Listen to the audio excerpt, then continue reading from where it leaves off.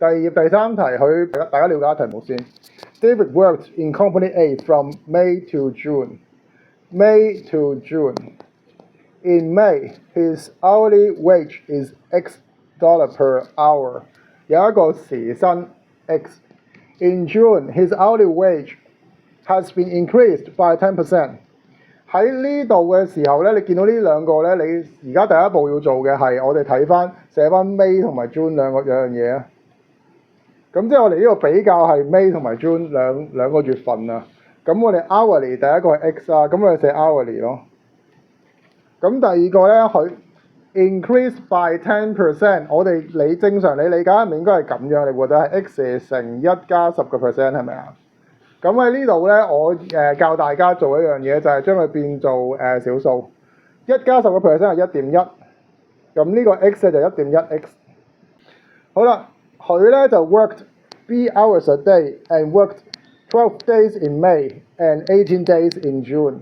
咁我哋而家發現咧，佢有3樣嘢。第一樣嘢係時薪，第二樣嘢咧係佢每日工作幾多個小時，第三一樣嘢咧就係工作幾多日。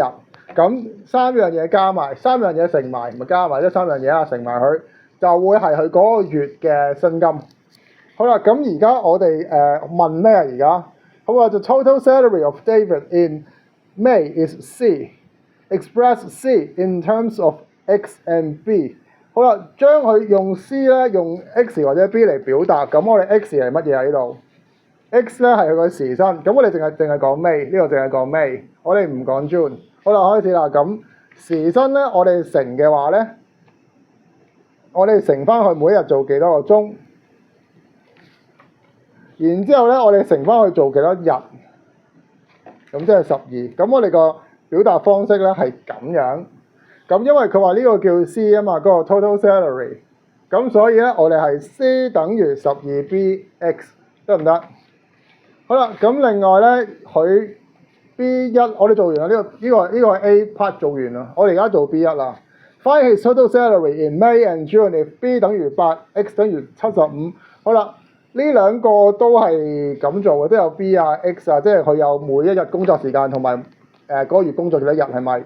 但係 June 有咩唔同啊？我哋仲記唔記得啊？佢提過10% 嘅升個人工，加人工10%。咁所以呢度唔係 X 喎，係1.1X 喎。咁所以呢度咧 June 嗰個咧，我哋俾個名佢啦，可能叫佢咁啦。咁就等於咧，我哋係18，跟住咧我哋個 X 咧，因為佢係多咗嘛，係1.1X 咁樣。咁我哋要乘埋佢嘅呢堆嘢，要乘埋佢啦。咁我哋18乘1.1，即係19.8個 BX 得唔得？咁佢話咧，佢要揾翻個 total salary 喎，咁兩個即係兩個加埋咯。咁你 B 同埋 X 可以代翻個數落去嘅。B 咧就係呢個8，X 就係75。咁我哋可以代咗落去先，或者之後代都冇問題，完全冇問題嘅。咁呢一度咧，我就決定之後先代入去。將呢兩個咧就掟出嚟。咁咩叫掟出去咧？咁你可以睇翻我哋 YouTube 嘅片。咁呢度咧，我而家話俾大家聽啦。簡單嚟講就係將佢掟出去。咁而家咧就係剩低係呢兩個。咁即係12加19.8個 BX 咁樣。咁12加19.8係幾多啊？31.8個 BX 得唔得？呢個就係 total 啦。咁再將個數字放翻入去就係8同75啦。咁即係31.8乘8乘75啦，咁樣咯。有冇問題喺度？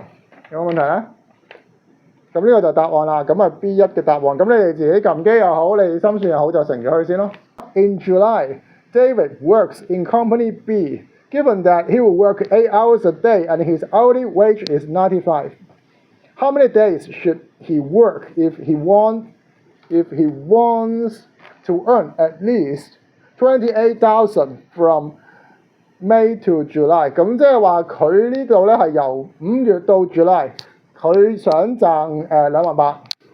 咁究竟佢話佢要做幾多日咧？即係7月嘅時候。咁即係話我哋而家要將呢度咧，首先前面呢個位，我哋要將28000咧係減翻頭先我哋B1個數，即係 total May 同埋 June 加埋。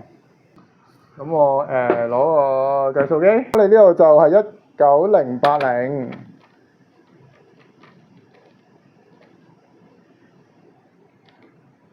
19080，咁而家咧呢度減咗佢啦，即係呢個8920。好啦，而家咧你8920咧，即係話我喺個 July，我哋想賺8920，咁或者多過8920，因為 at least 咁就會 total 賺到200,000，係咪？咁而家我哋將呢個咧係要除翻去嘅，或者你可以用一個方程去表示啦。咁因為佢95同埋8 hours a day，咁即係895，跟住咧呢個 day 咧我哋當去做y 咁樣，咁760y，咁啊等於8920。咁留意，因為佢係 at least，咁即係話咧佢係其實可以超過嘅。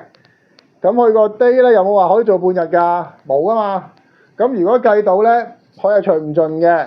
咁個餘數咧就唔好理佢。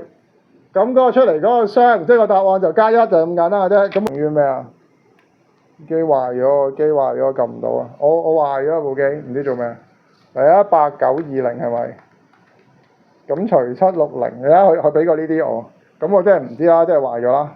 個點唔見咗，個點唔知去咗邊。咁我哋即刻做啦。